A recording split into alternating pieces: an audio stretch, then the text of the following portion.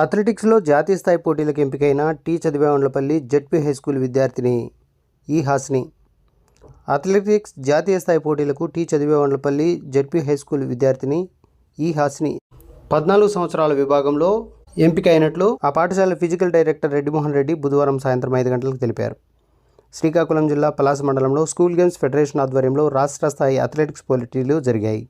ఈ పోటీల్లో కలికిరి మండలం కలికిరి పట్టణంలోని ఇందిరమ్మ కాలనీలో గల టీ చదివేవండ్లపల్లి జిల్లా పరిషత్ హై స్కూల్ విద్యార్థిని ఈ హాసిని పాల్గొని 100 మీటర్ల పరుగు పందెంలో